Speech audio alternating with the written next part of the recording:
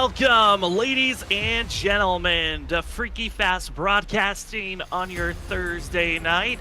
Tonight, it's the Stars and Stripes Racing Series prepared for Race 9. After going completely caution-free last week, why not try a new track and try out with some different schemes? It's the College Kickoff 200 as college football is starting to ramp back up into the swing of things. The Stars and Stripes thought, why not bring out some college-themed race cars? So Kentucky's going to be a fun one, a lot of different schemes. Going to be taking us back for a few moments as we try to get used to it, but qualifying underway as drivers trying to get the pole position here at Kentucky, a track that has gone caution-free in the past and could tonight be another one of those historic races.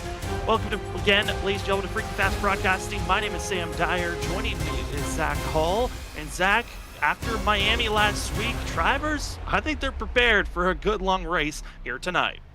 That they are, Sam. This is going to be fun to watch, everybody. This is this Kentucky Speedway here and this newer version of it. I'm interested to see how they handle the two different sides of the racetrack that you have here at Kentucky, the high banks of 1 and 2 and 3 and 4 being a little bit of a lower bank corner, giving that car a different feel through both sides of the racetrack. And it's going to be tough, I'm sure, for these drivers to get that strong handle on it like they're looking for. But at the moment, topping the board, Kyle McCoy, no surprise from him. Almost was one of the fastest cars there in practice. But as I say that, Diego Valle showing his prowess of qualifying this season, Sam, he just put down a blistering lap time. Diego Valle, last time we got a pole was back at Dover, and he won that race, hoping to have the same magic coming into tonight at Kentucky. But he's got to be worrying about one other driver, and that's Thomas Ogle. Ogle has been on fire, and Diego Valle and the 11 and Thomas Ogle have been pretty equal during practice. Diego has set his time. We wait for Ogle. He'll wait until the very last moment to hit the track to try to beat out the 68. Other drivers out on course, going to be Brian Chu in the 18 machine, rocking the University of Miami U out front and hoping to get a decent start here. Brian has been having a fantastic season, currently inside of our top 12 in points, and one of those drivers that's trying to sneak his way in. And with the fact that the playoffs are closing in pretty quickly here in the next couple of races, I think every driver is recognizing, hey, it's crunch time as we're into the second half of the regular season. It is definitely getting down to crunch time, Sam. When you get to that second half of the season, that's when you got to have the momentum in your hands. If you're already still struggling at this point, it's hard to dig yourself out of the hole that you've already made. And we've seen, again, like you said, this 11 machine right here, the Bowling Green machine here is going to be tonight as he's going to look to put down his first attempt at a qualifying lap. Was very, very quick there in that practice session, was somewhat close to Diego Valle up in the top 3 of practice times. We'll see if he can somewhat translate it here to this session, but we'll see right here as he goes high through 1 and 2. I'm interesting to see, is he setting up for that second lap to be that fast one, as it looks like most have set it up on that second one. And the last couple of drivers to put a time down, it's going to be Joshua Robinson, who's going to probably put down the first lap to watch out on this second run. Then it will be Thomas Ogle. So watch the board on how it's going to change between the two drivers, as Thomas Ogle is going to be starting 23rd fastest on that first lap. Joshua Robinson was 21st. Ogle is trying to get 4 poles in a row. Joshua Robinson's trying to get back in the pole position. He hasn't been there since Michigan, back in race number 3. Exit of turn 4 is the 30 machine, hoping to cross the line and take the top of the board. He did so back in season 5, but comes up short in second. Thomas Ogle crosses the line, and the 11 extremely short. 10th place for the 11 machine. Very surprising to see that, Sam. We did not expect 10th from Ogle, but he'll have to make up some ground here once we get this race rolling. Well, the driver that's top of the board, he's got to be feeling excited. Last time he was in the pole position, he was into victory lane. And for Diego Valle, makes it 2 seasons in a row taking the pole award here at Kentucky. Welcome to the show, as we are excited for it. Practice is done, qualifying is over, and the drivers are gritting up for tonight's race. Kentucky, 133 laps here this evening, no stage break and no fast repairs, with 4 sets of tires in pit road. Let's take a look at how they're going to be starting up here tonight, as the drivers, last time they ran here, found themselves going caution-free. And taking the top of the board is going to be Diego Valle, hoping for a better run than last season. He only led 1 lap, even with having the pole. Joshua Robinson's going to be right behind him in that 30 machine. June White, last drive to win at this track last season, going to be starting in third. Kyle McCoy fourth. Andrew Hess, last season's champion, going to be starting in fifth. Sixth is Zachary Nelson. And seventh is Dylan Grimm. Ross Tatum eighth. Ninth goes to Aaron Hale. And that of Thomas Ogle dropping all the way down to 10th place. Starting in the 11th position, it's going to be the 46 car of Zach Kreitz. Alongside him, one of the newest winners here at Stars and Stripes is James Lowe in the 99. Was so fast there last week at Homestead. 13th is going to go to Kyle Bowling in the 44 machine. Also had a good run there at Homestead. 14th is going to be the 1 car of Will Bustler. 15th is going to be held by the 05 of Scott Rickard. Alongside him, and 16th is going to be the 20 of Derek Offerman, with 17th position being held by Christian Lawson. 18th is going to go to Nate Lynch. 19th is going to be held by the 94 of Joshua Altice, and rounding out the top 20 is Timmy McNally. 21st position goes to the 18 machine of Brian Chu. Jonathan Woods in 22nd position. Jason Gratt starting deep in the field in 23rd. Ryan Lynch going to be starting in 24th. 25th position, kind of shocking to see, it's Chris Worrell, who is usually qualifying up instead of our top 10, starting deep in the field in 25th position. George Kovacic going to be the last of the drivers that officially put in a time. Last 3 drivers going to be Chris Stevens and Kevin Stransberg, which both those drivers having their debut race in the Stars and Stripes. Welcome to the group, and we hope for a great run for the both of them. We've seen Chris Stevens on Tuesday nights in the Full Send Racing Series. Now let's see how he rolls on Thursdays. And taking that final 29th spot is Brian Burchett. As the drivers are taking off from pit road, Zach, 133 laps. It's going to be a long one for these drivers. Shorter than last week at Miami, but hey, tonight still a lot can be grabbed here at Kentucky. A lot definitely can be grabbed, and a lot can be learned still. This car is still something that all these drivers, I think, are taking in the time and building up to get to that playoffs and have all that repertoire and all the tools they need in their bag to be able to go there and fight for championships. So tonight's a good, valuable another lesson at a surface that's different than many others and a different style of racing too, with the 2 different corners on the racetrack. So it's going to take a driver that can get both sides of the track done. We're going to get to watch some great battling, hopefully, here all through this 133 laps. Well, if we look at the last trends, it's only been season 1 where the driver that got the pole award found themselves in the victory lanes. Diego Valle's got a lot on his plate if he wants to get things done. Besides that, it has been all the drivers that lead the most laps that find themselves in victory lanes. So you want to be up front, lead the most laps, you might find yourself with the gold as we're into the restart zone and getting prepared for the college kickoff 200. We're green for Diego Valle, Joshua Robinson. The inside lane gets the better launch as they roar down into turn number 1. Great start, like you said, from that bottom lane there, Sam, but immediately Robinson is luckily able to close off that inside. The June White is usually this inside has been the dominant way around since this new configuration in Kentucky. We'll get to see if there's any multi-groove action down there in 1 and 2 as they head to 3 and 4, the much flatter, more technical corner. June White going to be aggressive on the inside lane. Already trying to put the pressure to move up to second. It's good to be seen. Also, Andrew Hess having a great qualifying run from 53, being up front, battling for that 5th place position. But lap 1, give it to the 68. Diego Valle is already almost over a full second ahead of the rest of the field. He is taking off, Sam. He has got no regard for the tire right now, and we've seen him at Dover. I mean, he pulled a gap, lost some spots, and then was able to come back in the longer portion of the run. So Valle, I won't count him out on the long run if he's going out here and putting fast laps down. We're going to have to watch how that plays out with the rest of the night as Kyle McCoy here in that 3rd position.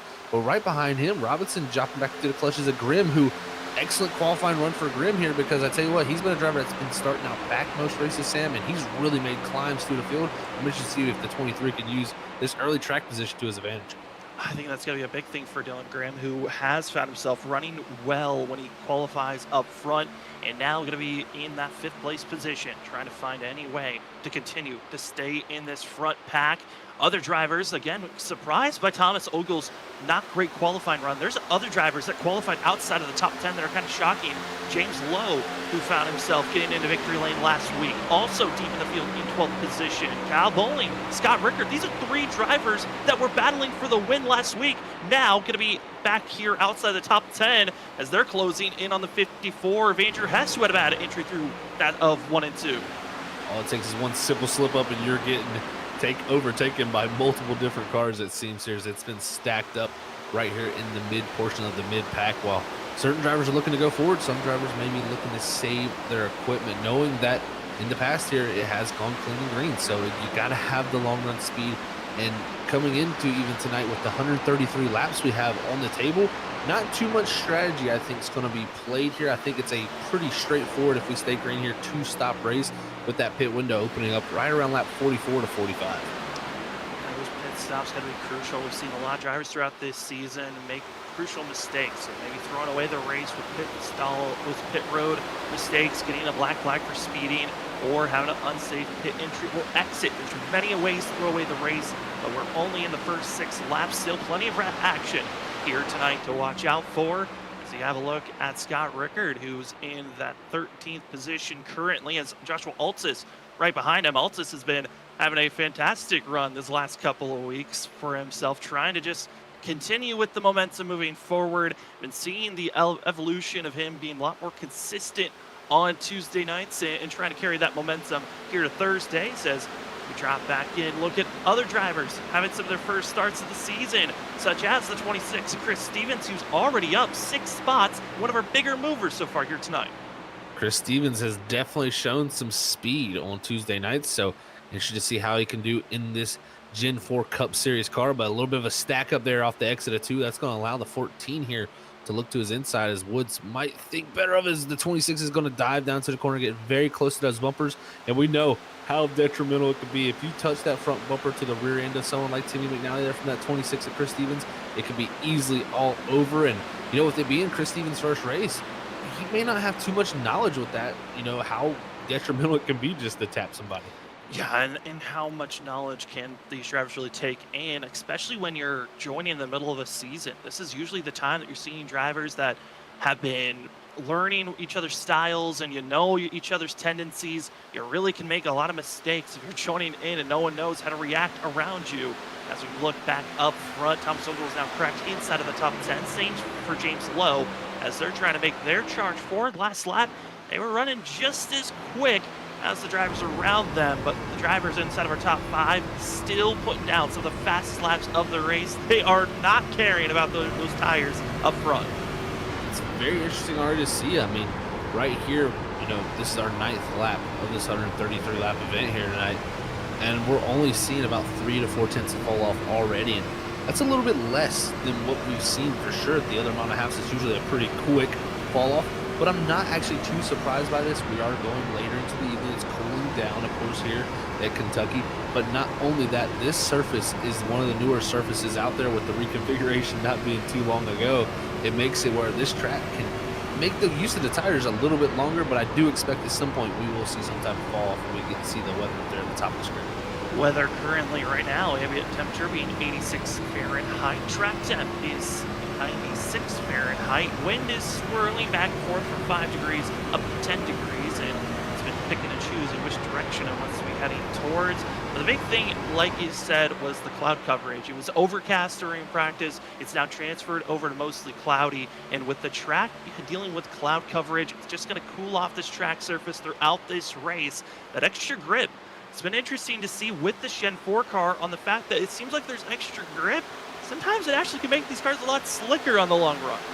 It actually can, Sam. And the thing I think that leads to is, first off, we're going to see this battle here with Ross Tatum trying to overtake Aaron Hill for the 6th position. It looks like he will get it done as Hill's just going to hand over that spot. But this car is very, very interesting with how it changes from track to track and how it changes from conditions to conditions. So you get that little bit more speed into the car, and the lower downforce on these race cars, you carry that more entry speed with the grip.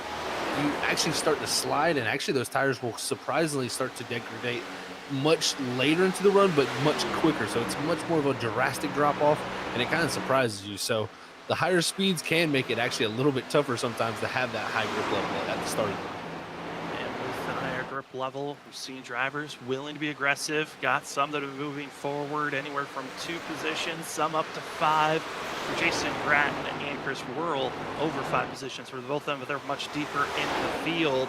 Up front, it's Diego Valle and June White. A much better launch for Diego compared to last time these drivers were here last season, where there was no caution thrown at Kentucky last season. Diego got the pole, but only led 1 lap during that race.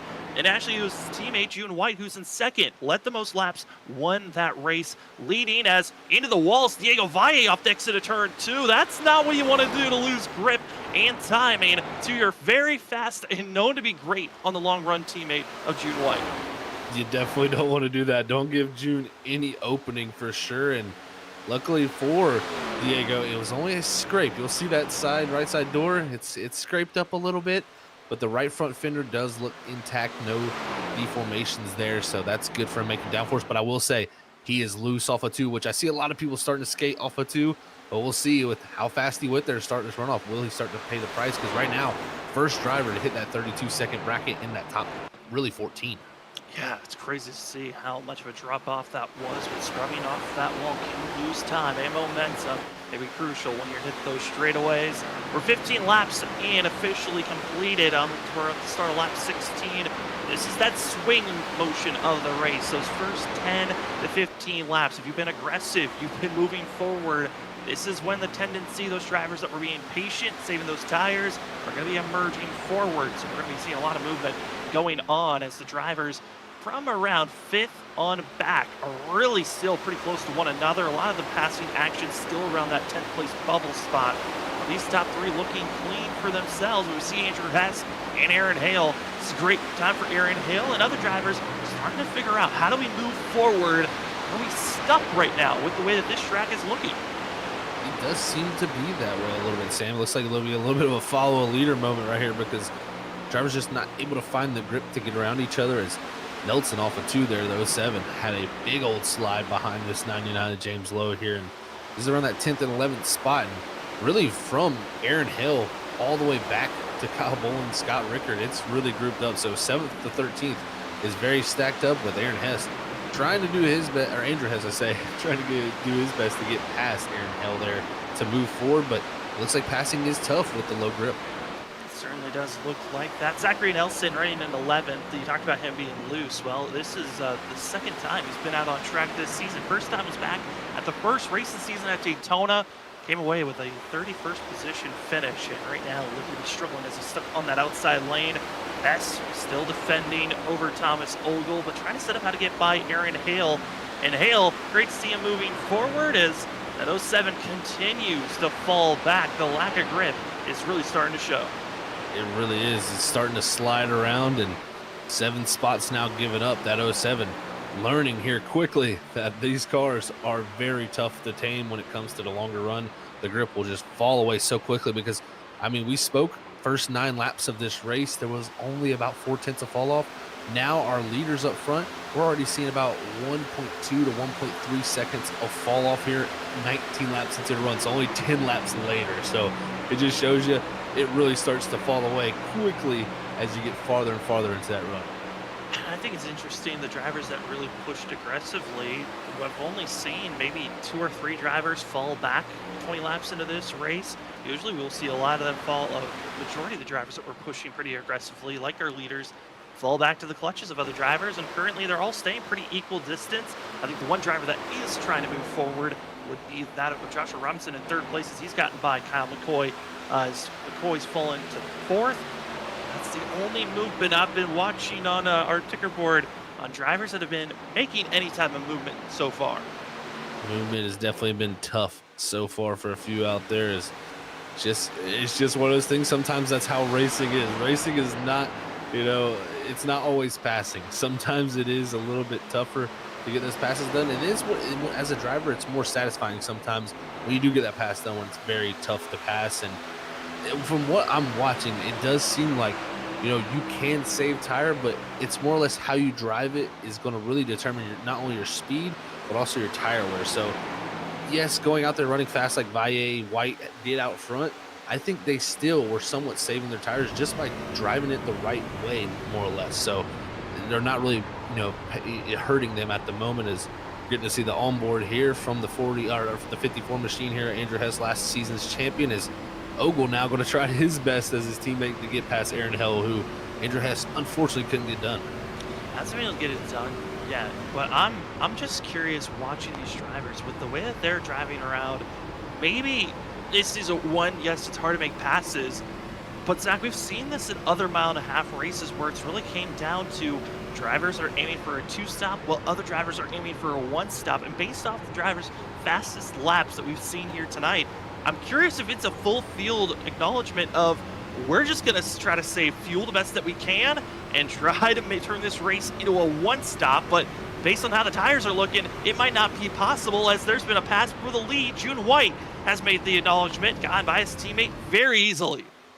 Diego really struggled the last 2 laps, was super big time sliding off the exits of corners, and that just easily opened up the door for his teammate June White to get past and take that lead position. We'll see, can Valle kind of clean up his struggles here once he's gotten passed by White, because sometimes that's what it takes, just have somebody out in front of you just to kind of base yourself off of and not overdrive. It's very easy to do that when you're the leader, and we'll see if Valle can clean that up here a little bit now that White has gotten past him.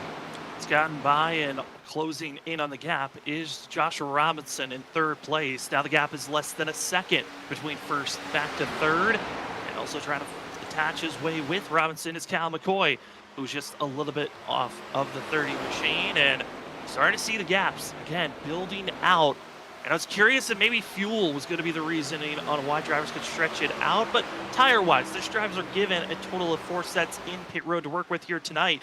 So Zach, it could be a turn into a thing if drivers, maybe they do turn this race into a 3-stop. It's very possible it could go that way. I think most are going to stick to the 2-stop strategy, but you could elect to do a 3-stop here.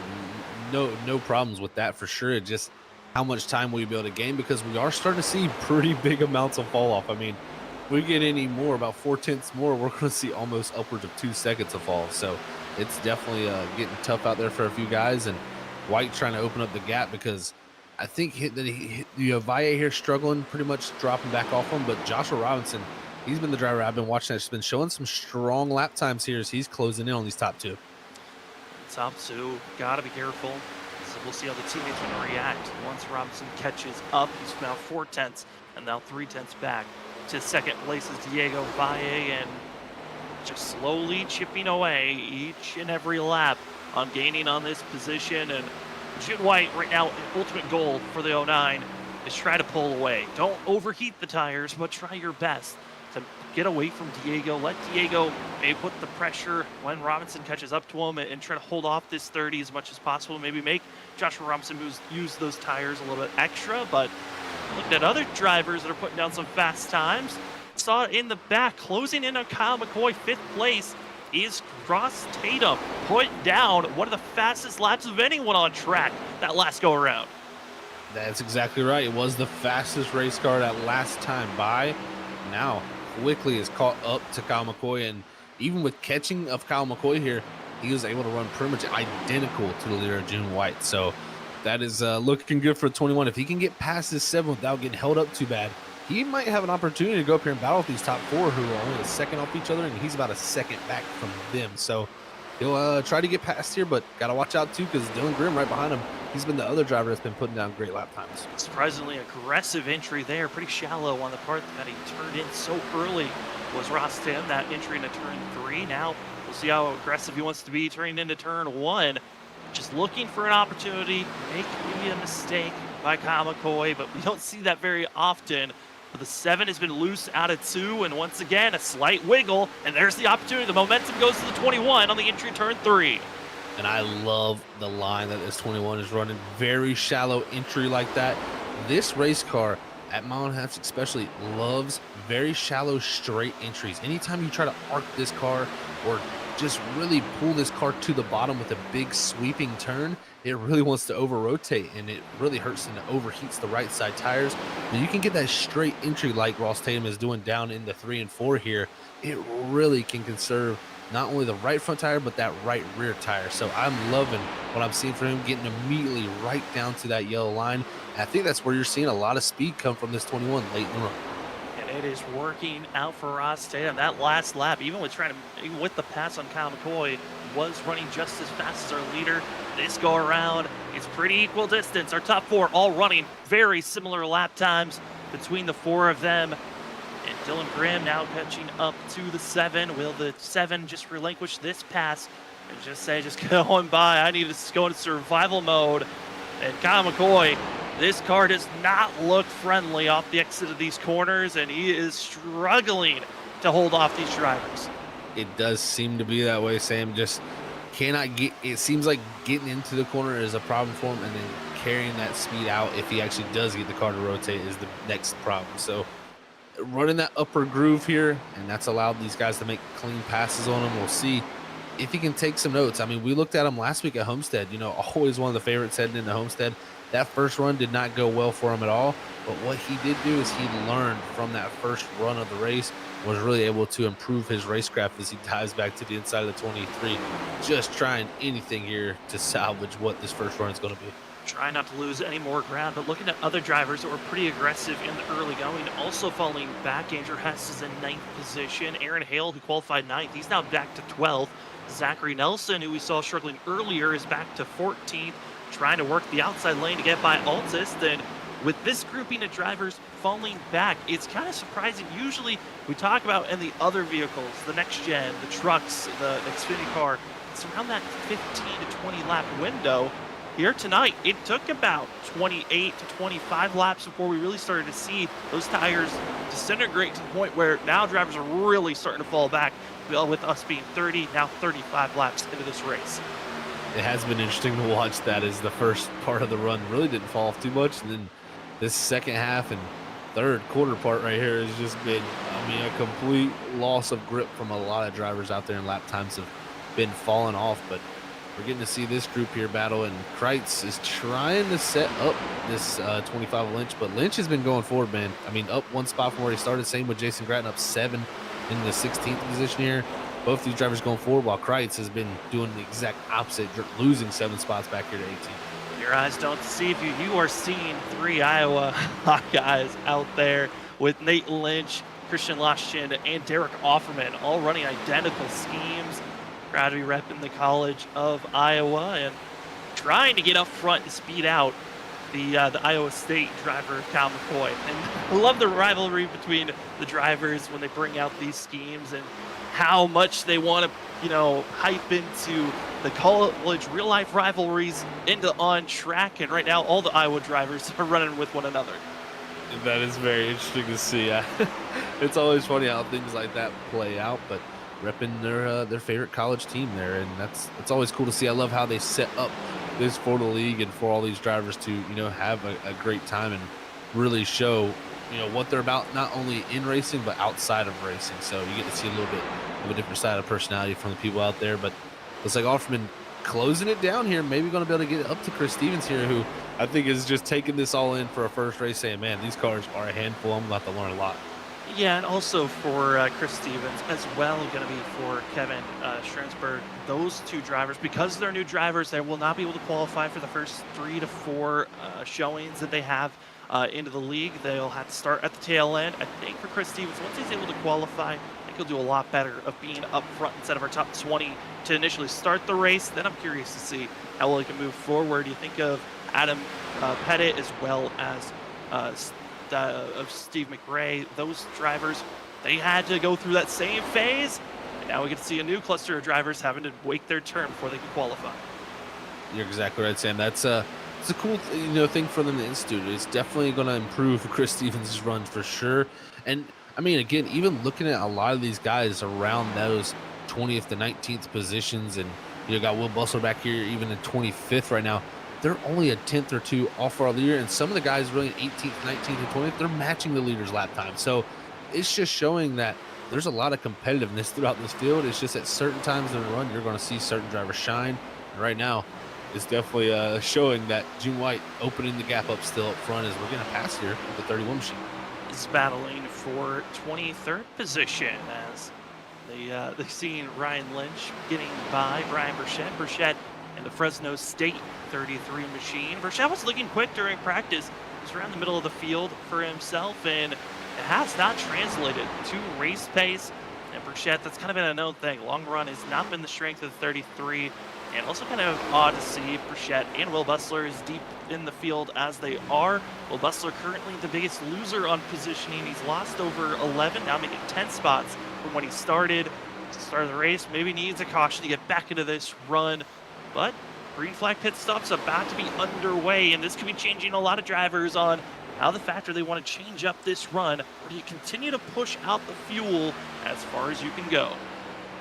See how long they look to stretch it here, Sam, and I'm expecting pit road to get very, very busy starting lap 44 and 45, because I don't expect them personally to go much farther than that, and that's right what entails of the two-stop strategy. So we'll see who can get it to that point, but right now it's been the 6 machine that's really been the biggest climber through the field, man, up to the 15th position, up 10 spots, and was watching lap times while he was in clear track. He was producing lap times that would be top 5 laps. So I think the 6 is one to watch out for if we do get some type of caution here later in the race to help him out, because that'll really help. But seeing some pit stops happen here on lap 42, this is a little concerning for me here.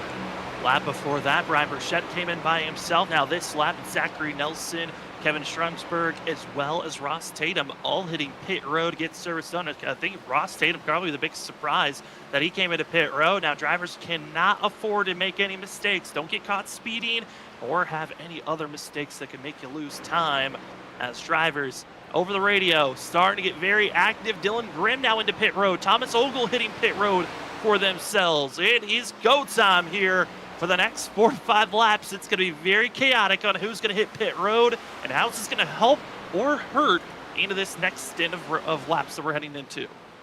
This is going to be fun to watch how these undercuts, overcuts all work out and shake out, really, because looking at where they pit, I mean, the completion of lap 42, that means they have 91 laps left to complete in that race. You know, you break that down to 2 runs, that's 45 and a half. So that means 1 run you're going to have to go 46 laps, 1 run you're going to have to go 45.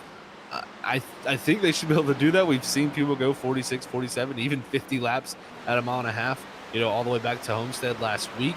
But still, that is definitely concerning. I'm hoping maybe just an undercut strategy and nothing where they have to save too much fuel later in this race. Another grouping of drivers. It's going to be Jonathan Woods with Chris Stevens, Timmy McNally, Scott Berger, Kyle Bowling, and Joshua Robinson into pit road. Like, audio has just been constant radio chatter of pitting. It's into pit road. Now going to be seeing the 7 of Kyle McCoy making his stop. Behind him is going to be seeing Zach, going to be also seeing Andrew Hess, James Lowe, Chris Whirl, and they're also going to be stacked almost 3 wide coming into pit road. And mistakes can be made, as you can phase through one another once you're in your actual pit box. But before you're in that box, you can accidentally make contact if drivers are not aware enough, as June White now hits pit road. June White with a nice entry. His classic go high, cut it down late to get a nice straight entry. I like that as he sticks to that.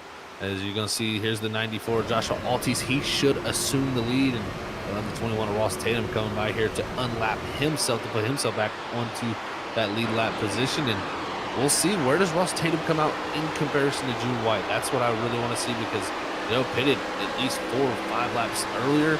This could be very interesting to see how much time he gained. Ryan Chu, Josh Waltz is staying out for an extra lap to the rest of the field. In pit road, mistakes were made for the 3 of Christian Loschin. Found himself locking up the rear ends, spun around on entry, but here we go for an on-board Joshua Altis hitting pit road, trying to hit those markers. Pit road speed is 45 miles per hour.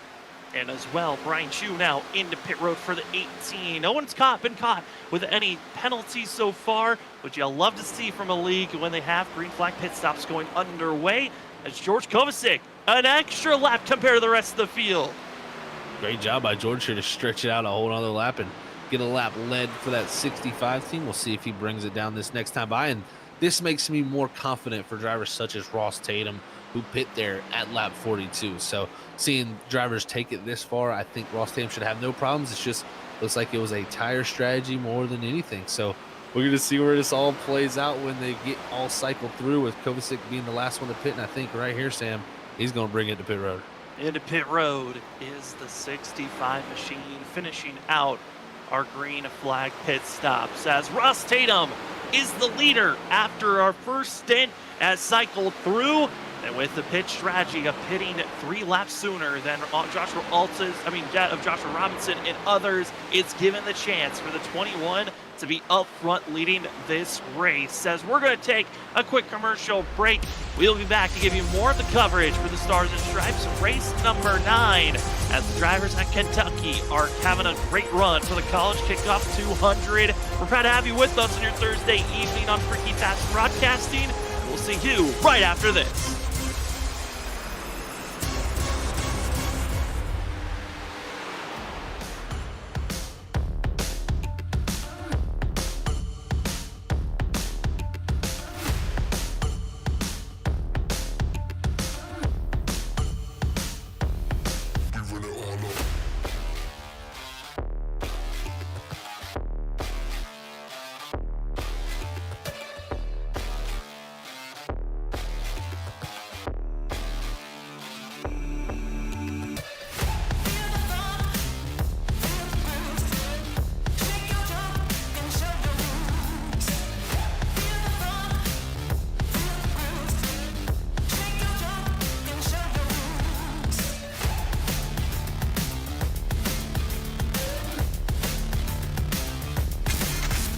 They're 5 wide behind for fifth.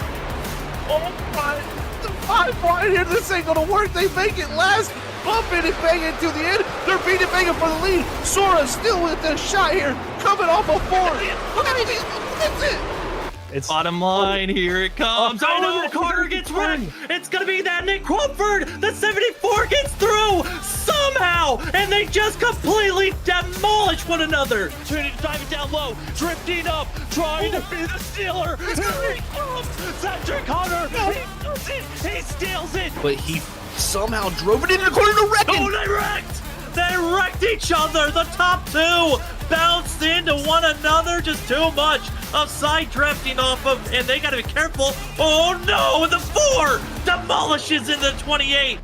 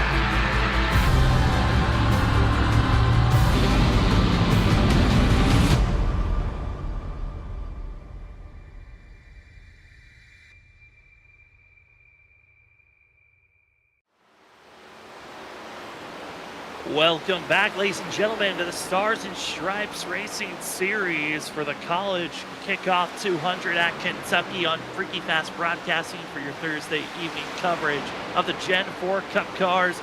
June White just has made the pass over Ross Tatum to take the lead. Joshua Robinson settling behind, trying to figure out how to get by this 21, but June White in the most comfortable place to be currently with some of the freshest tires. Well, our first green flag pit stops are done. Expected to have at least one more pit stop to go before this race is officially over. And we got to give some shout outs to the incredible sponsors as, oh no, taken back. Caution flag is out, and it's Chris Stevens. Damaged, wounded on the backstretch, caught up in a wreck for himself. Well, this changes everything right here, Sam. We did not expect to see one of these. It looked like it was going to be a green flag procession, and was like a small mistake from Chris Stevens and a driver. I think it was Aaron Hill, like you said there, who got caught up in that, who couldn't get slowed down in time. So unfortunately, Stevens was spun around here and brought this caution out. But I tell you what, I think this is good for the likes of Joshua Robinson, Ross Tatum. They've gained some track position from this.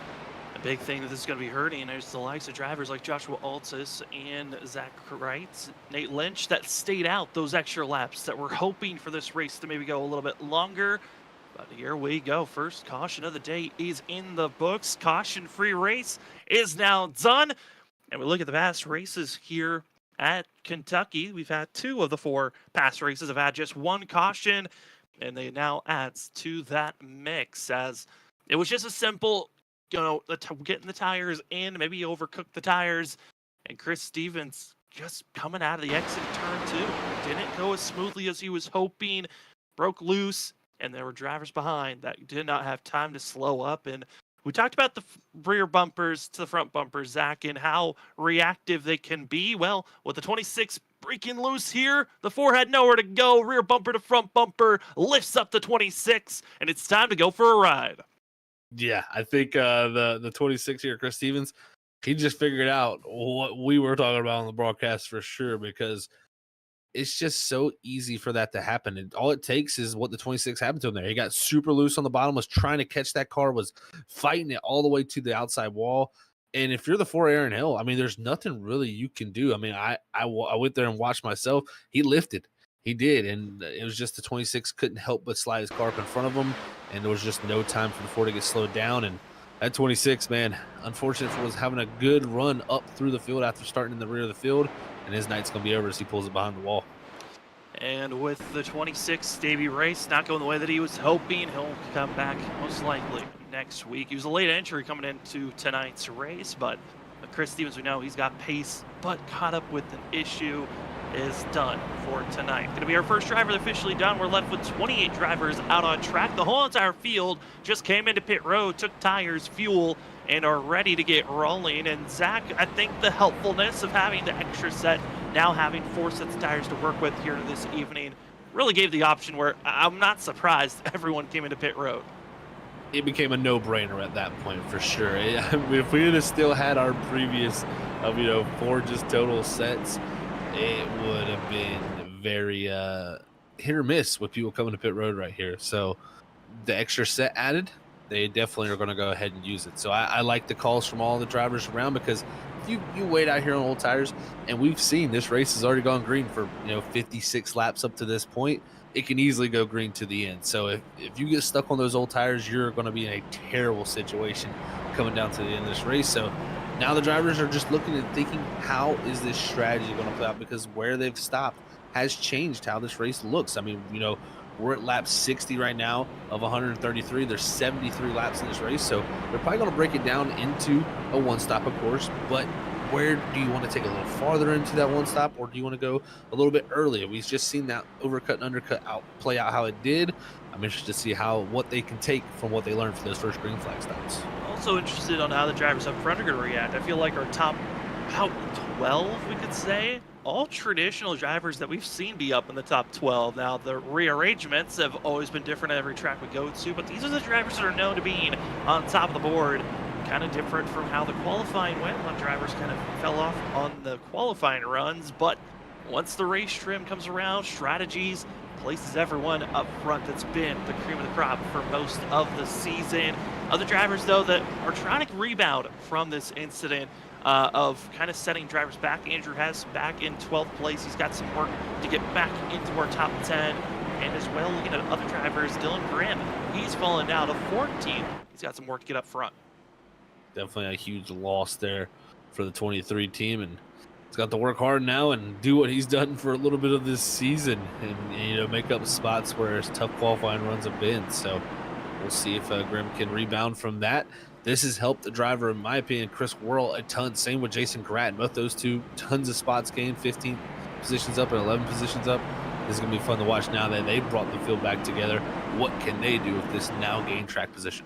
Well, let's be quick on this. We were just about to talk about the sponsors Thank you to the amazing sponsors. ButtKicker, feel what you've been missing. Go to ButtKicker.com, go get your Gamer 2. Instead of just hearing the sounds, why not feel them? And after you get yourself a ButtKicker, remember to go look up nextlevelracing.com to find a budgeted racing rig or the more expensive, ready-to-go racing rigs to make sure you put your racing to the next level.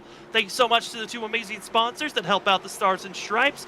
You're watching race number 9, the College Kickoff 200 at Kentucky. Stars and Stripes have been putting on a great show. First caution is in the books, and we're back to Green Flag Racing. It's June White, Joshua Robinson, revving it up the inside lane. A great start, and it's all June White down into turn number 1. June White with that great start, like you said, but it's side by side for the second spot. It's Joshua Robinson up top, and Valle maybe thought about sticking it in the middle 3 wide as he come off a 2. He might look to do it down the back straightaway.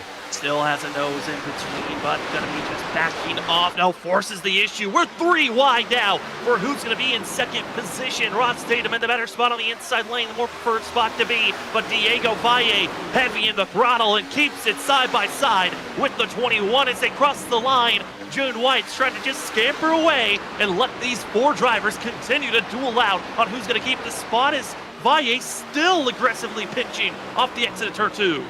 Very aggressive from all these drivers right here in this top 5 positions. Comico's now jumped up to 4th, but can Ross Tatum clear him, or Valle, does he get the job done up front on the outside? And even June White there in the 3 had a moment, so it's all stacking up for the lead and even stacking up here around Thomas Ogle in the 7th position. Everyone's recognized you want to get as much position as you can in these first couple of laps because it feels like it's impossible later on in the run. That's why we're seeing these aggressive moves. Drivers willing to use their tires. They'll try to save some later on in the race, but at this current moment, still side by side for second place, side by side going on for 5th.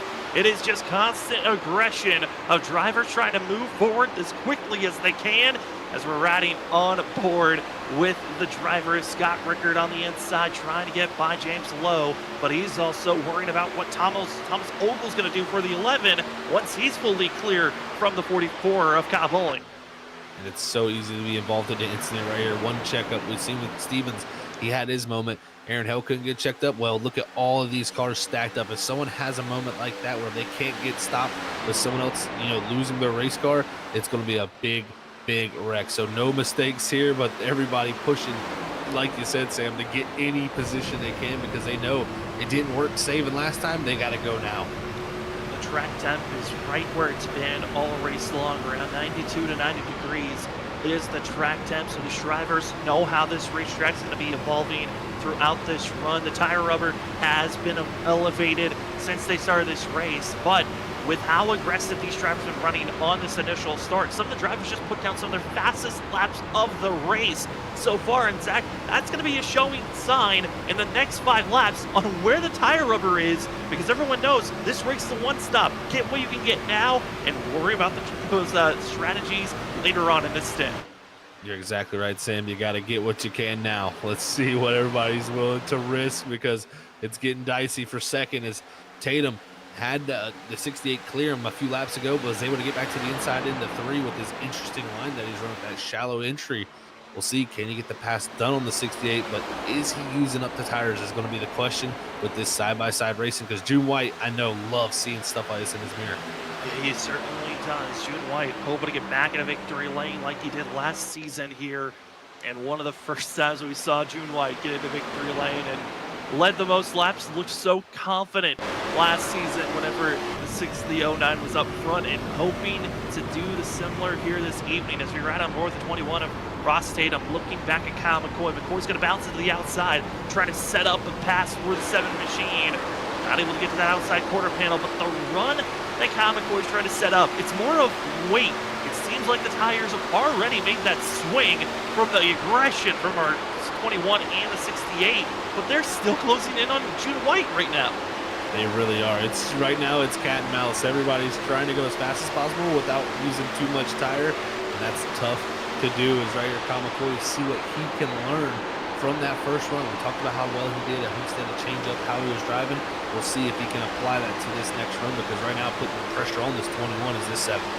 comes the Kyle McCoy, 7th machine, 3-time champ, making the move to the outside, still trying to find that first win of the season, and it always feels like it's later on in the regular season. Usually it's race 9, race 10, where Kyle McCoy finds that edge that makes him a threat for the playoffs, and could tonight finally be the night. He's got a massive threat of trying to beat the teammates of June White and Diego Valle, but he has been up front one of the cleaner races that we've seen from Kyle McCoy. But with Joshua Robinson in the 30 machine, he has been the most patient of everyone in this first 10 laps of this run since the restart. And I think Joshua Robinson, Kyle Bowling could be big threats here if they can be efficient on these passes to try to challenge our front two. You're exactly right, Sam. They could take advantage of all this aggression being shown up front and just able to ride right here, watching all these drivers.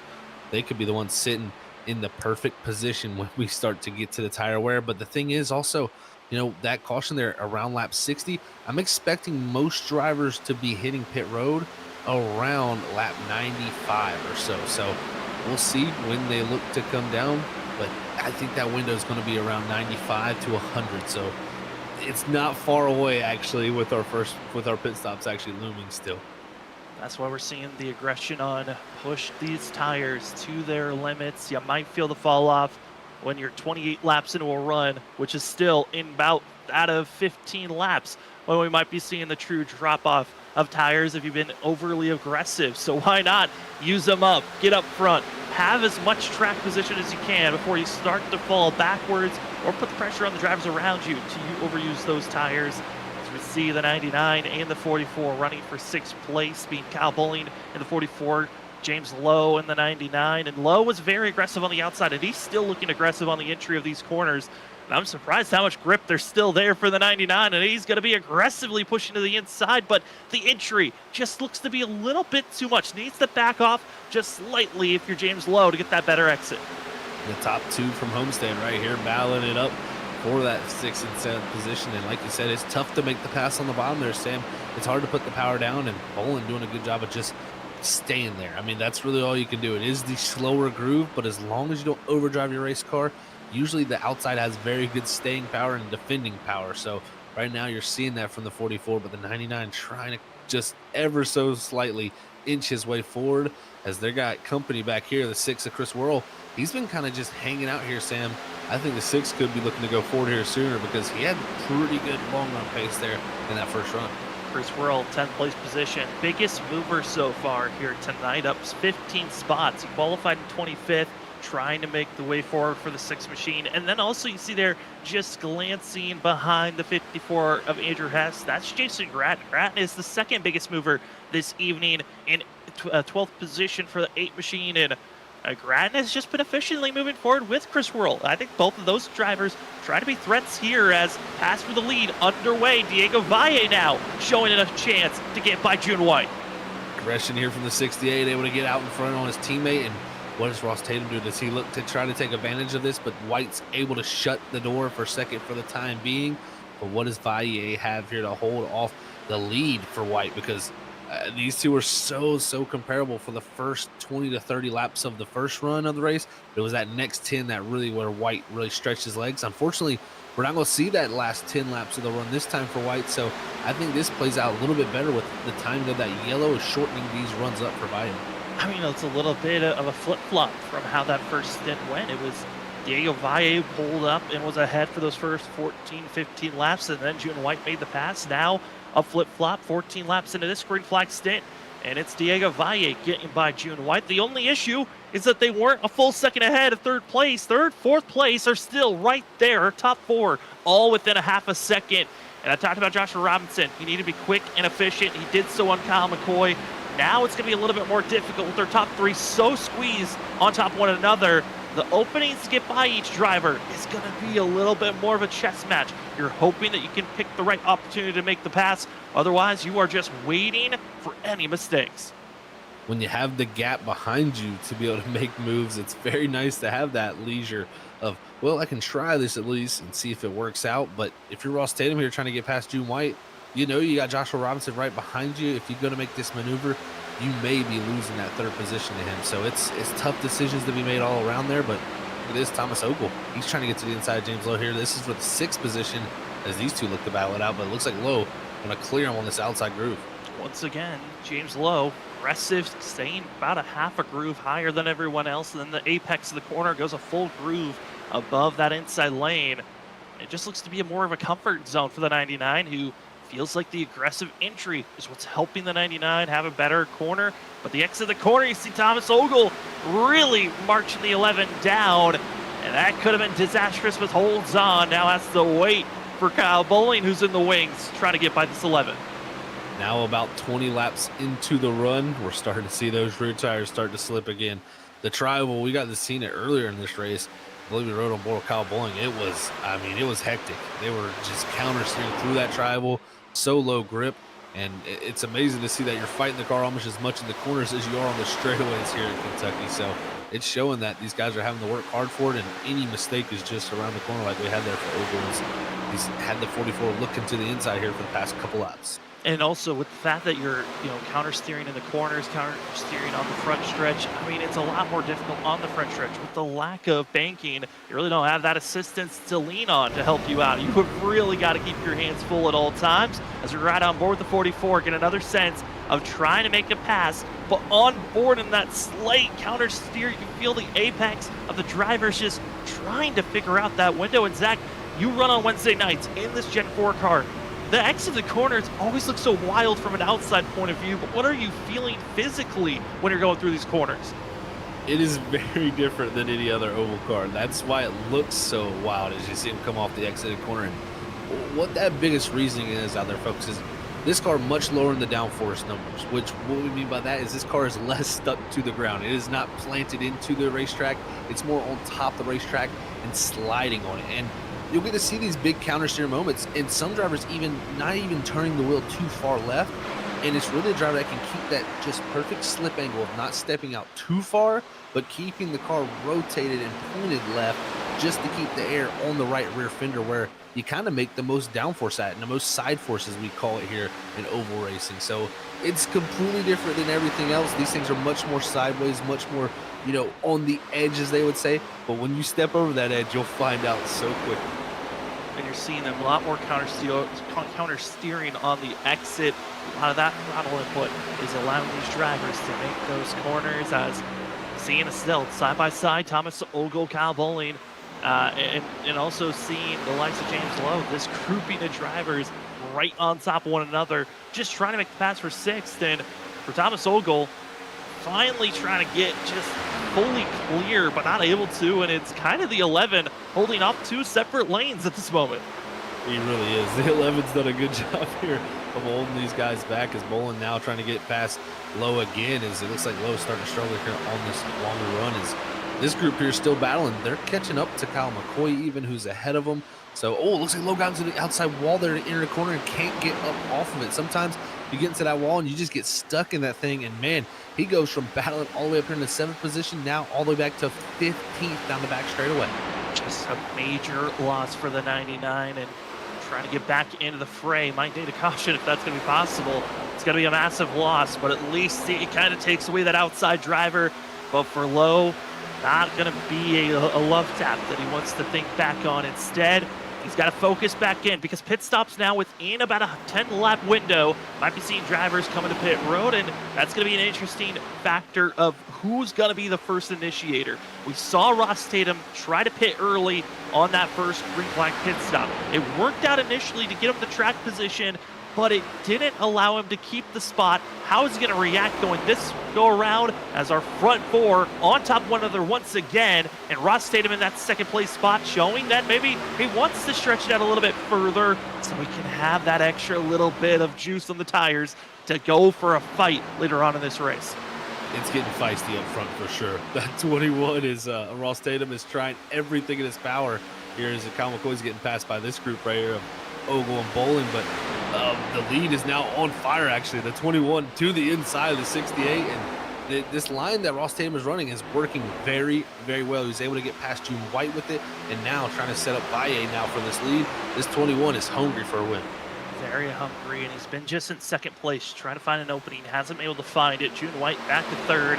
Joshua Robinson has not being able to make the pass just yet, but the 30 machine sits in wait. Where will the opportunity be for himself as Ross Tatum once again throws it down low, trying to get equal footing off the exit. There's a little bit more ground to work with as both drivers sliding off the exit of the corner, but it's Diego Valle keeping his foot in the throttle, maximizing the amount of ground that he has up to that outside wall and still keeping the lead.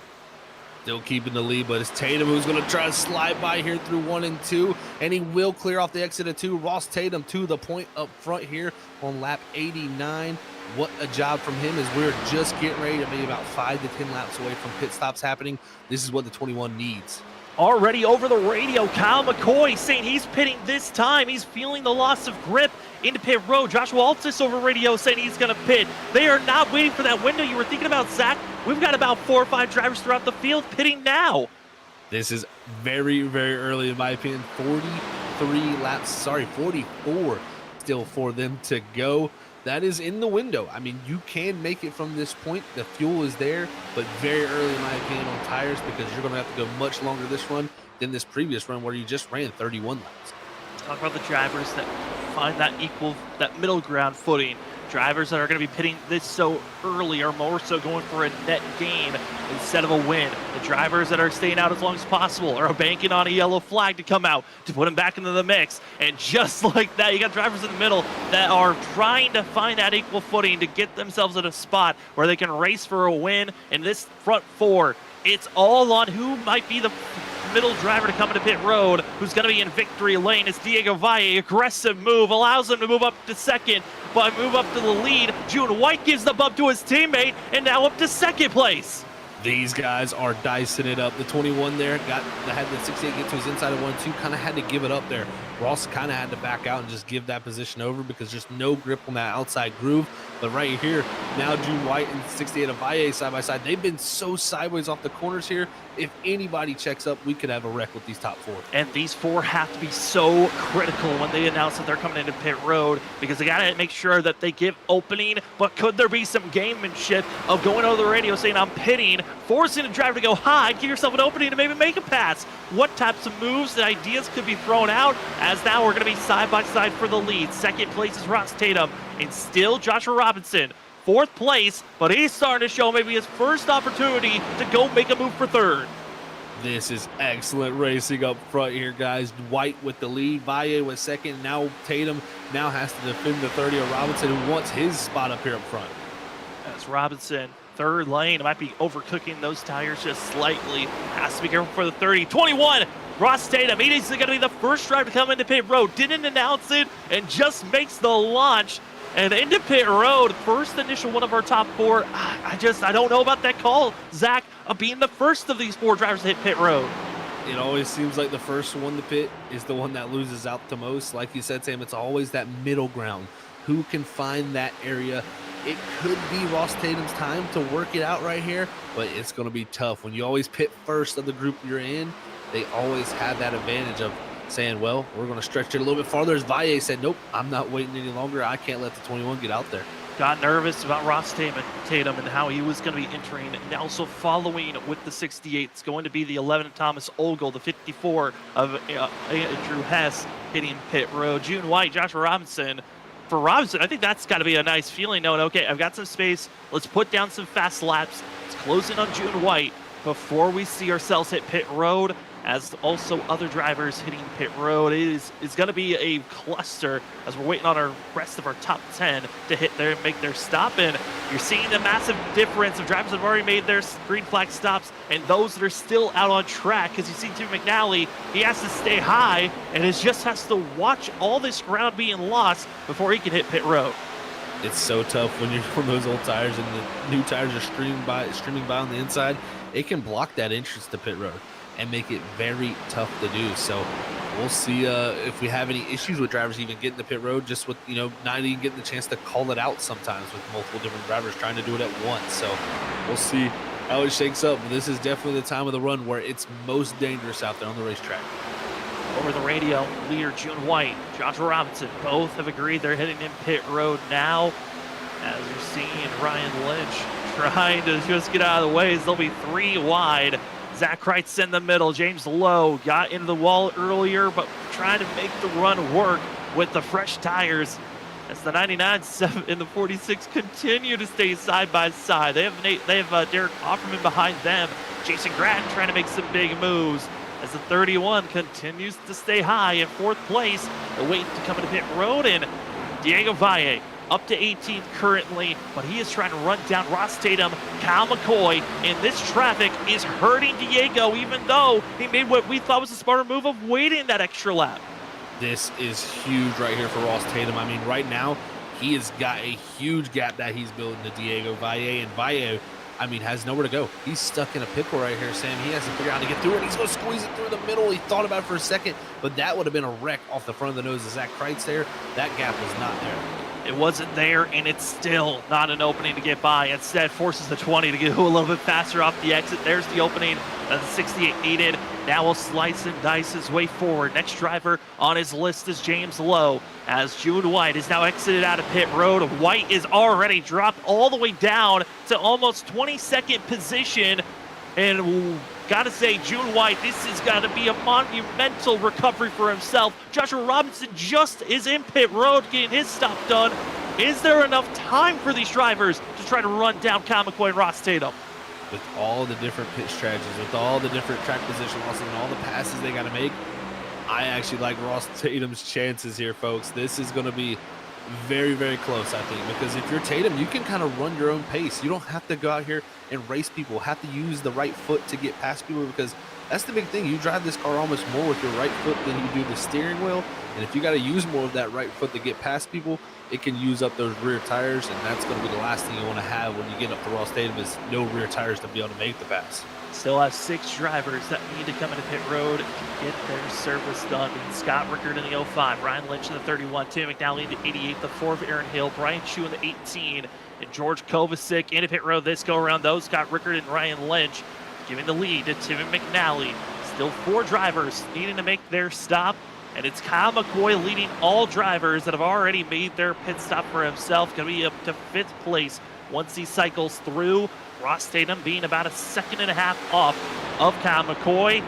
And Zach, those passes that Diego Valle needs to make, the over usage of the tires. I mean, yes, he's got the advantage on rubber if we look at the numbers, but this is going to be a massive talking point of how do you conserve your mental moves, because you've got to be thinking, I've got to save my tires, make sure that we're not overcooking them too soon.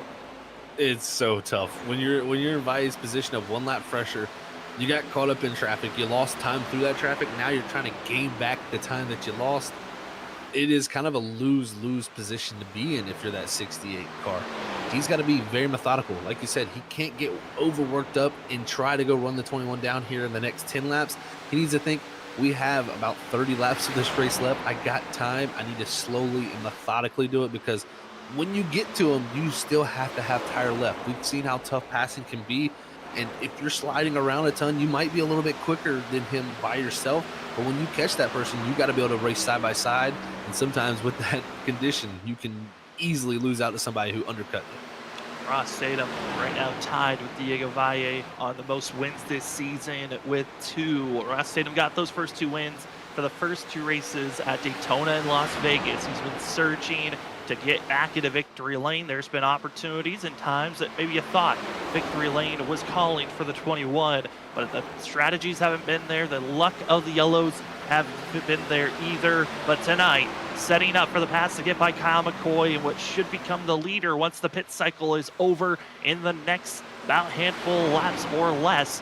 It is the 21 now in the lead position of drivers to watch out for. If this race stays green, the question now goes down to, can Diego Valle run down Ross Tatum?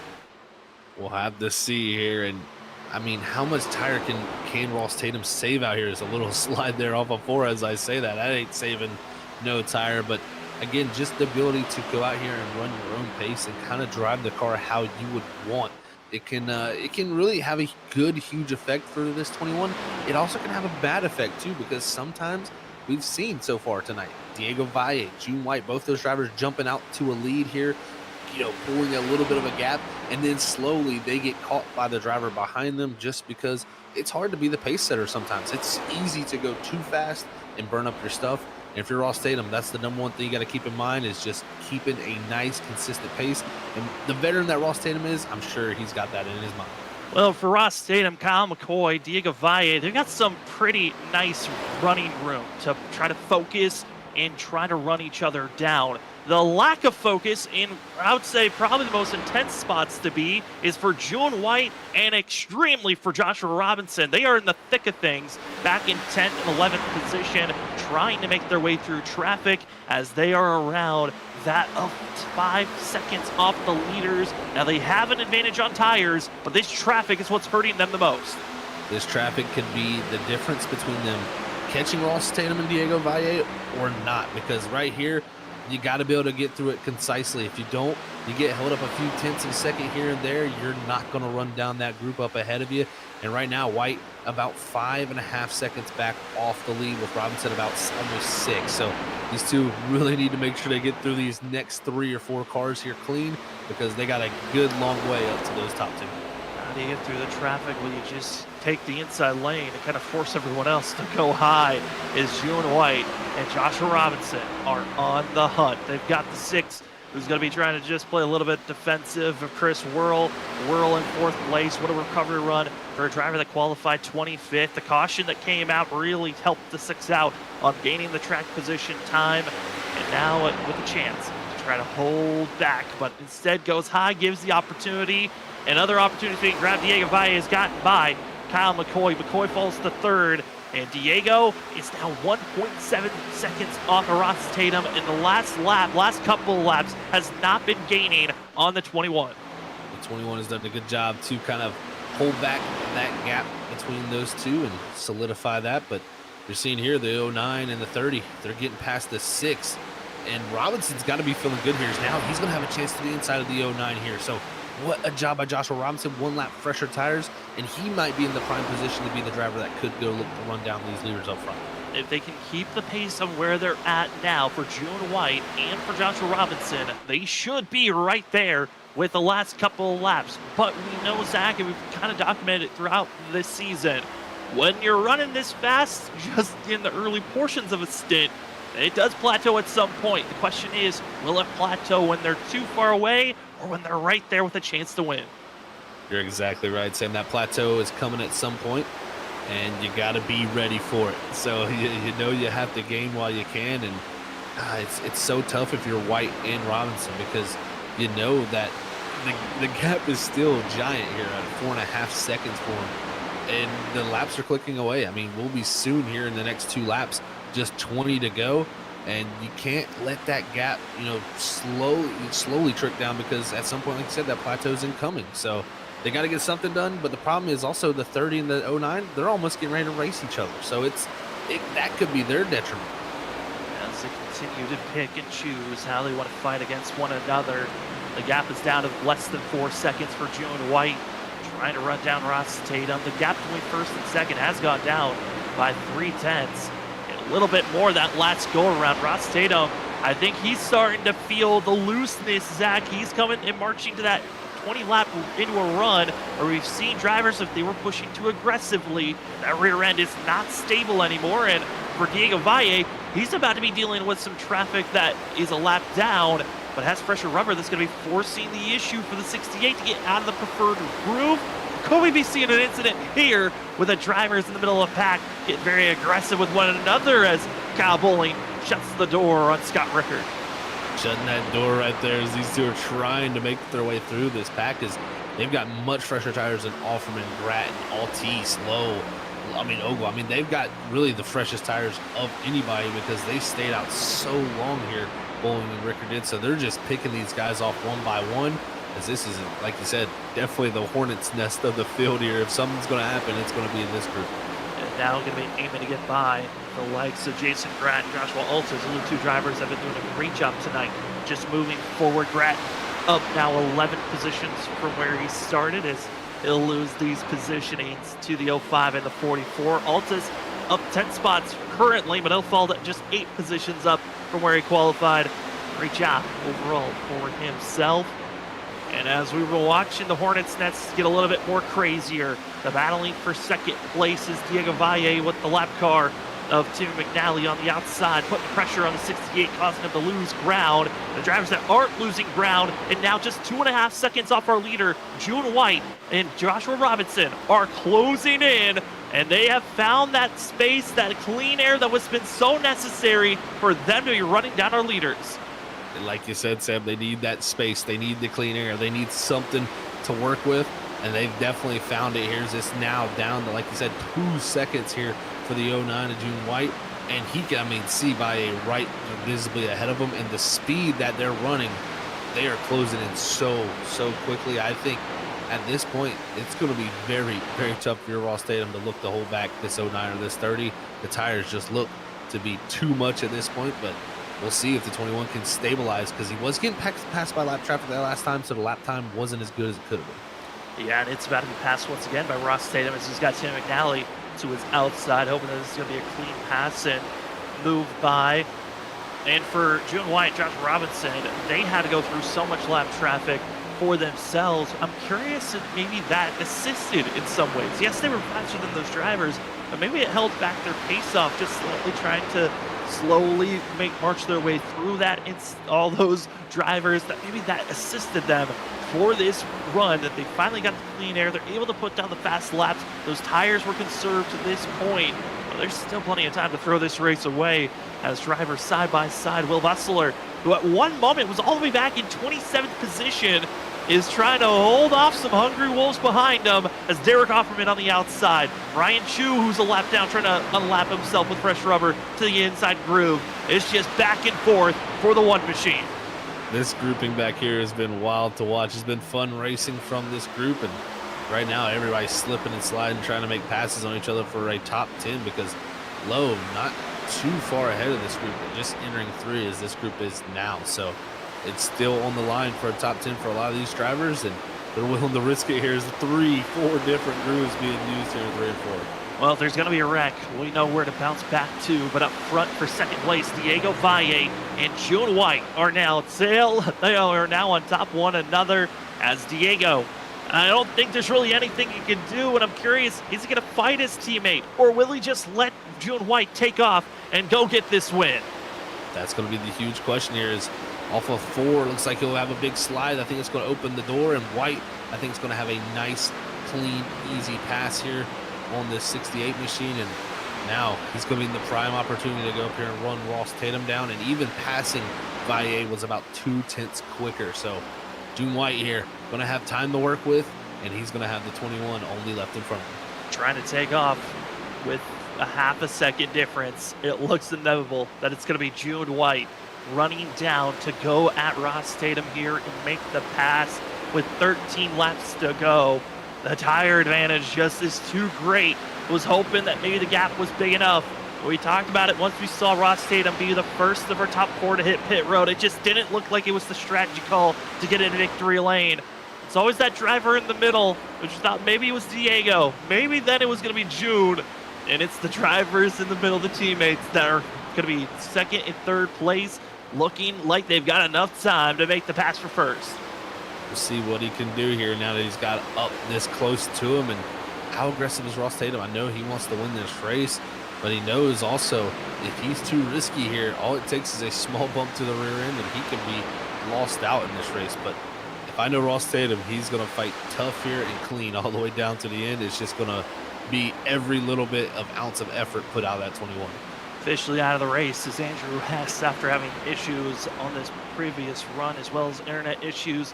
Look to be a little bit of a tribute factor to that. But as the drivers circle out of exited turn number 4, heading to 11 laps to go here tonight, it's Ross Tatum and June White. June White has been phenomenal at Kentucky in the past. You look back to last season, when it was the last time that June White was in victory lane for the Stars and Stripes series, and he found himself leading 54 of 133 laps. And as the sun peeks out and starts to see the sunshine, it is June White who's finding himself in the lead position. Ross Tatum's going to be fighting back, but the grip's too strong. The 09 trying to pull away, coming to 10 laps to go. 09 with the clean pass, and it opened the door with the 21 slip in the rears off of 2, and I that's all it took. I mean, the 09 looked to the outside, made him have to defend the inside, and I think that threw off the entry of the 21. And from there, he was just holding on to the rear end. And man, what a job from Ross Tatum here to make it this, this close. But I just think the fresher tires have just been the way to go. They really have been, and even for Joshua Robinson, who pitted a lap after June White, he's just been trying to keep close to the 09. Made a pass maybe a little bit too soon, or showed opportunities. The 30 might be able to get second place with 9 laps to go, but June White looks too strong for anyone to worry about him. And such a different race than what we've seen before from June White in those wins. Usually it's come down to fuel strategy. Tonight, it came down to tire strategy on when to come into pit road, and the Peak's real statement of wait until you felt like there was a big enough gap to run down the 21 and the 68, and White with 8 laps to go now, just is crossing his fingers that this race can stay green. You're exactly right, Sam. That's what the words that were just about to come out of my mouth is.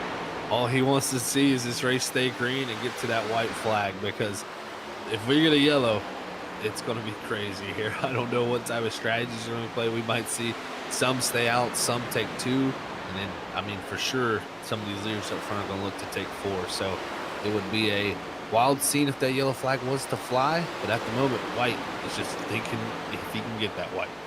Trying to get the white flag for himself, and also other drivers with 7 laps to go, trying to get some of their best finishes they could ask for out of tonight's run. Passes that have been going on for 5th place. Scott Ricker's been able to get by Kyle Bowling. The battle for 10th's been pretty great, with Will Bustler finally able to get by Jason Gratton to hold off the 8 machine. And up front, again, it's just their top 4, pretty equal distantly spaced out between all 4 of them.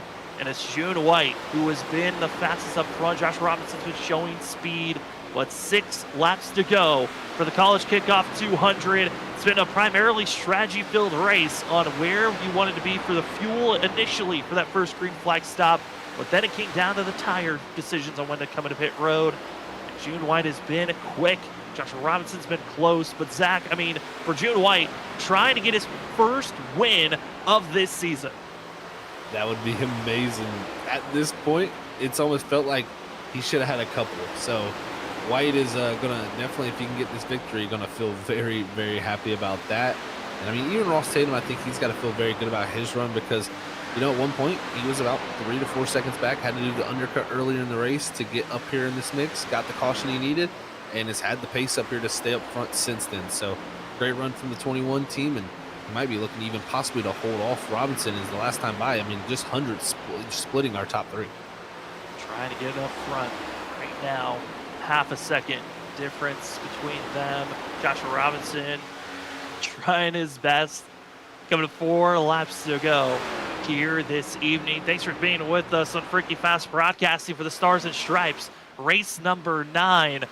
A lot of ups and downs. Some drivers like Chris Worrell, biggest mover still right now, up 16 spots for himself. Jason Gratton in the middle of the field, up 12 spots. But it's all June White as he enters turn 3. Great job here from him so far throughout this race. See if he can get that first victory of the season like we've been talking about, and get that 3 to go here for himself. But was just looking through a lot of how these strategies have shaken out here, Sam. And I got to say, man, the guys that waited long, took the strategy farther, have really paid out. As I mean, even Scott Ricker, Kyle Bowling, they, pitted 30 laps ago. Some of the freshest tires still in the field there for them, up to 5th and 6th. So really great jobs by them, both climbing 10 and 7 positions respectively after where they started. And with 3 laps to go, Kyle McCoy, he is in a spot where he might not even finish in 7th, could fall all the way down, potentially 9th, with the way these drivers are running, as it's now 2 laps to go. And with the way this season has been for June White, it's been a good one so far. He got the pole back at Pocono, didn't get the win, but he was hoping that maybe he could get into victory lane. He got the pole also at Las Vegas, fell short to Ross Tatum. And now, after tonight, it has been a crawl, but at least it's been a good one to get up front. A lot of strategies. At times, thought maybe being the leader wasn't the safest place to be. You lose those tires up so often. But off the exit of turn 4, the white flag is in the air. This race is official. Your freaky fast white flag for June White. You're just going to need to complete 1.5 more miles for this 09 to get that first victory of the season through 1 and 2. Nice and clean. No pressure, about 1.2 seconds back to that battle for second as Tatum is looking to hold on to Robinson, but White looking for that first victory of the season. June White has been stellar this season, and off the exit of turn number 4, the 09 no longer has to wait if he's gonna get a win this season. It's the College Kickoff 200. Goes the 09 of June White. Congratulations to himself. And Joshua Robinson coming up shy on making the pass for second, so Ross Tatum will stay there. And the rest of the field able to stay clean and green for the rest of this race. Just one caution for tonight's event. Another clean race from these guys. Not the full green run like we've seen from the past year, but still very good job and very low grip also. So to keep it only one caution, that's very impressive. And you get to see here the teammates celebrating as White getting his first victory of the season, joining his teammate Valle with a victory now. Last season, it was June White who came away with 3 wins. Diego only had 1. Well, now this season, they both have wins. It's going to be Diego Valle who's got 2 so far. So June White still has got some time to catch up. As race number 9 is in the books, the 09 gets to enjoy a quick burnout once he takes off. But for us, we're going to step aside when we come back. We have the post-race show. We'll be talking to the 09 of June White, Ross Tatum, Joshua Robinson is your top 3, and as well, a spotlight driver right after this.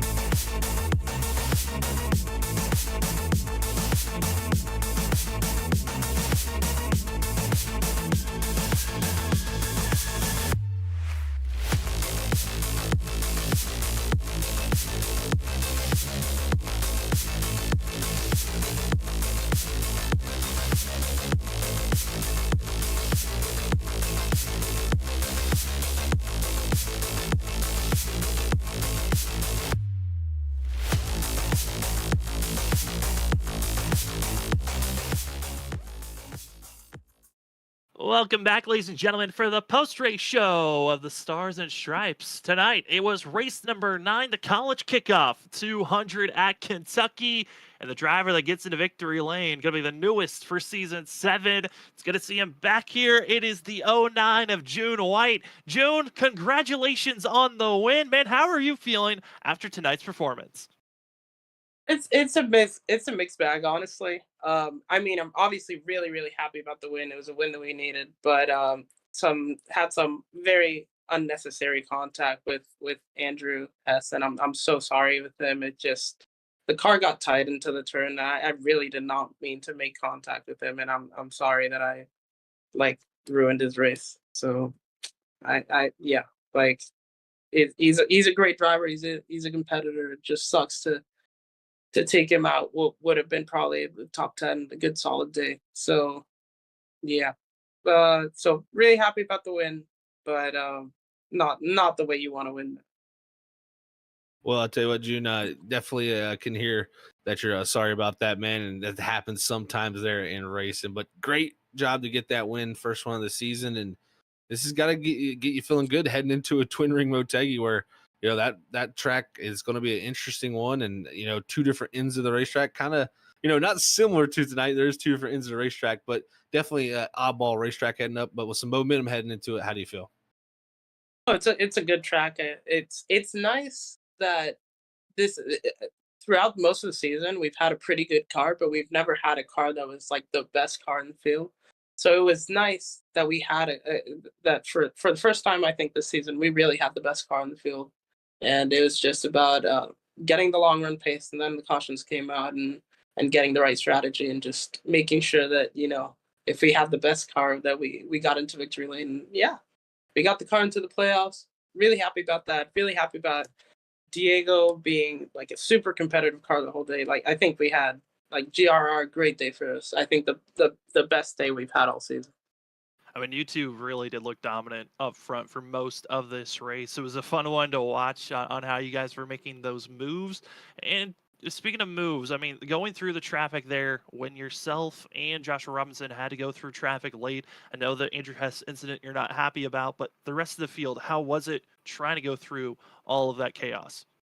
Oh, it's 100 beats per minute moments. Like we had I think it was Gradden, Oval, and a few other we had like cars go 3 wide in front of us. It was you're just trying to get trying to get past everybody as fast as possible. We also got to be as safe as possible, because not only can what happened today happen, which is that you can ruin someone's race on accident, and that nobody likes that. But moreover, like if you get involved in a wreck, even if you're not part of the wreck, even if you don't get damaged, like causing the wreck is going to ruin your strategy. So it's a really fun game of trying to carve through the field, and yeah, it's great. But again, not happy about what happened to Hess. Well, still the win. Incredible to see you get, June. Congratulations on that. And before we officially let you go, the floor is now yours for any shout-outs. Yeah, just want to shout out the broadcast. Always a blast. Just watching. This is. I have stable internet now, which is great. So I was able today to tune in to the broadcast while racing. That was really fun. It's just y'all have amazing energy. It's just it's almost as if it were a professional broadcast. So shout out to Freaky Fast. And as always, I want to thank my teammates. Like they've been putting in a bunch of time lately to prepare for the playoffs. I know Dylan's been putting the time in the lab to get that qualifying up, to get that race speed up. I know he had a top 5 or 6 car today, so it's sad that he was only able to finish 12th, but still good points. It's still good points day. Still really happy for the team. Great to have these guys supporting me, and just yeah, it's great. Well, June, again, congratulations on your win, and good luck heading to Twin Ring next week. Thank you, Sam. Well, as we go from victory lane, we head down to second place where we have Ross Tatum. And for this 21, thought maybe he had the strategy, but the tires couldn't hold out long enough. We have Ross with us. Ross, congratulations on a second place finish. I mean, man, how are you feeling tonight's performance? It seemed like it was a gamble on when to take tires. You decided to take the first shot at it, came out second. How are you feeling after this run? Honestly, guys, I'm feeling pretty good. I've been kind of farting around all season and haven't really ran hard. I've been trying to do the strategy stuff. So tonight, I just told myself I was going to race hard and see if because I got to get better before the playoffs because I'm struggling right now. So push it hard. We had a good run. I thought maybe we were going to win, but the overcut just worked tonight, and I wish I could figure out which is going to work each night, but. Tonight the overcut worked, and congrats to June. I mean, it was a fun race running with all four of those guys up there. That was probably the most exciting racing I've done in a while, so that was a lot of fun tonight. It was some really good racing between y'all four there right before you hit pit road, Ross. But, you elected to go with that early stop. You did it similar to that earlier in the race. You were one of the first people to hit pit road, and you gained a good bit from that. Is that kind of what you took from that first one for this next ending of the race stop? Yeah, I saw Kyle McCoy go down to the pits, and I was stupid. I knew he hit the wall earlier in the run and he was damaged, so he was going to try something different. And I kind of followed him a little too close, but Kyle's usually one of the best at pit strategy, always figures it out. And kind of followed him a couple laps later, and I thought it would work because the times just fall off to a certain point. But actually, once June passed me, his tires pretty much stalled out too. So I mean, it was just maybe if I could have held him off maybe one or two more laps, it would have been okay. But yeah, just got bit by strategy tonight. But I mean, just a lot of fun tonight. It was still exciting to see how you move through the field. Ross, congratulations on second. And as we look at the schedule moving forward, we're heading to Twin Ring Motegi, as well as going to be heading to Martinsville, Atlanta. How are you feeling about this upcoming stretch of racetracks that we're heading towards? I don't even own Twin Ring Motegi, so I'm gonna use my 14 credits that I have for my racing for anniversary credits and pay for it with that, I guess. So I'll put some laps there. Martinsville should be awesome, and then I think I'm missing Atlanta, unfortunately. But yeah, just a really cool schedule that we're doing. All the leagues we're running unique tracks, so it should be a lot of fun. Definitely gonna have to learn that track for next week. I'm sure some guys are probably really good at it already.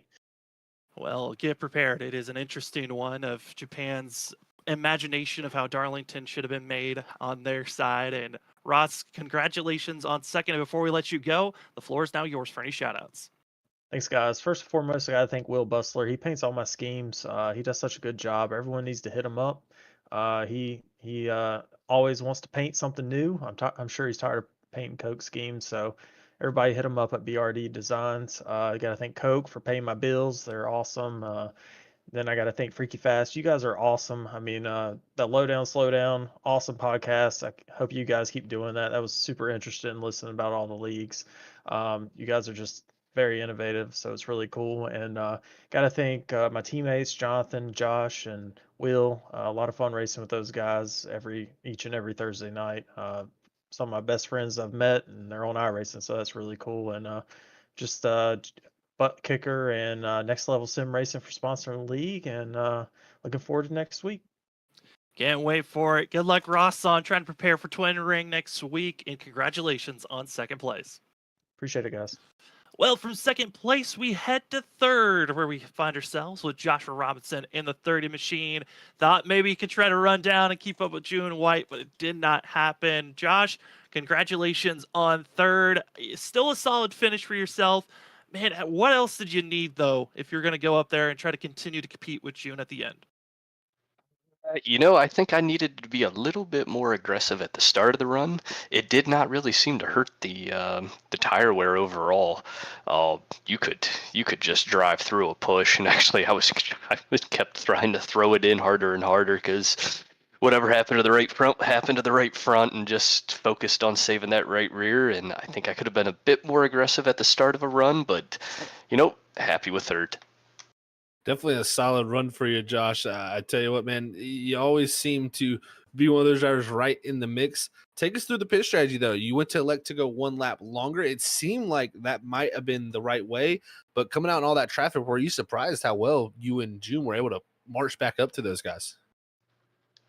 So before we even got to where anybody was pitting, I was going to do kind of lap 96 was about halfway once we went green. And then the surprise was when Ross pitted about lap 90, and I was like, well, I want a couple lap fresher tires than him. And then I was getting ready to go, and then Diego went, and then I was getting ready to go again, and then June went, and I never want to follow someone into the pits if I'm following them on the track, because that's just a recipe to stay right behind them. So I was like, well, I'll go one extra here and see what happens. Well, it almost got you into victory lane for yourself, Josh. For the rest of the season, how are you feeling confidence-wise with the upcoming of going to Twin Ring, Motegi, Martinsville, and Atlanta, and next couple of races before the playoffs begin? You know, never turned a lap at Twin Ring, so that'll be a learning experience, and I think that'll be this case for a lot of us there. Martinsville, I like Martinsville, but that is a roll of the dice because you never know what's going to happen. You could easily get caught a lap down in the pits. You could be on the correct strategy.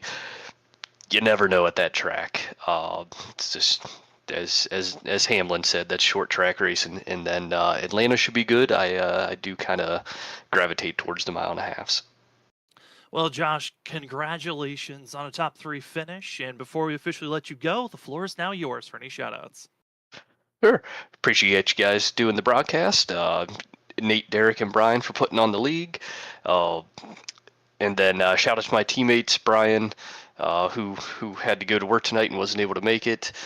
Tom and Andrew, good to see us kind of moving Team with Spite up into the point standings there. A great run for yourself and the team. Congratulations once again for 3rd, and good luck practicing for Twin Ring next week. Appreciate it, guys. You all have a good night.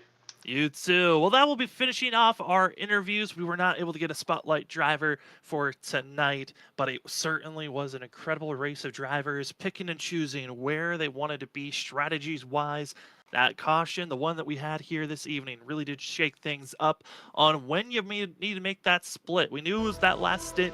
You needed to at least have one green flag pit stop, and like Zach noted on, it seemed to be the drivers that stretched the run a little bit further, had the fresher tires, found themselves finishing up inside of the top 10. And we'll take a look at our unofficial results. June White finally joining the cast of drivers that have already gotten a win this season, and going to be another on our list, as we're now up to 7 different winners this season. It's been growing, it's been climbing, and the 09 joins that list, as Ross Tatum will get 2nd, Jeff Robinson in 3rd, Diego Valle 4th, 5th goes Scott Rickard, Kyle Bowling 6th, Kyle McCoy drops all the way down to 7th, Thomas Ogle 8th, 9th, our biggest mover being Chris Whirl up 16 positions, and Will Bustler holds off Jason Grad to get 10th place.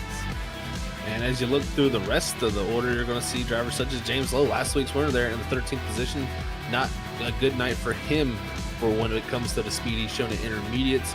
And as the rest of the drivers trickle through, definitely some interesting strategies that played out for drivers farther back. A lot of these drivers pitted with about 40 to go, and it just did not seem to work out. And someone like Andrew Hess, who finishes back in 28th, our past season defending champion, we heard from the winner, June White, must have been contact between those two through that last cycle of runs. And unfortunately for Hess, it was enough to take him out of this race and put him back all the way next to dead last. And Hess has been having some pretty solid runs, and races like this will be a setback, but he's not out of a chance to try to defend for that championship. But everyone's got to recover, get prepared. Next week, Twin Ring Motegi. And Zach, we've covered Twin Ring and other leagues that we cover here on Freaky Fast Broadcasting. A very unique track, as it's Japan's interpretation of Darlington, but going international. It's going to be fun to watch, Sam. That's all I'm going to say, folks. If you don't know, like you said, it's the Darlington representation, and I gotta say, I mean, it's shaped similar to Darlington, but drives completely different. So it's gonna be a fun one. All this horsepower on that track, at turn 3 and 4, it's gonna be a place where you're gonna see a lot of drivers having some moments coming off the exit. So I can't wait to see what happens. It's gonna be fun to watch, and really from a broadcaster standpoint, we're gonna have the easy job compared to those drivers. I think this next 3 races is going to be a crazy stint to watch out for. The unknown at Twin Ring Motegi, the utter chaos that we're going to have at Martinsville, and then Atlanta. How will the drivers handle that course? We'll find out, as that will be the next 3 races here on Freaky Fast Broadcasting for the Stars and Stripes on Thursday night.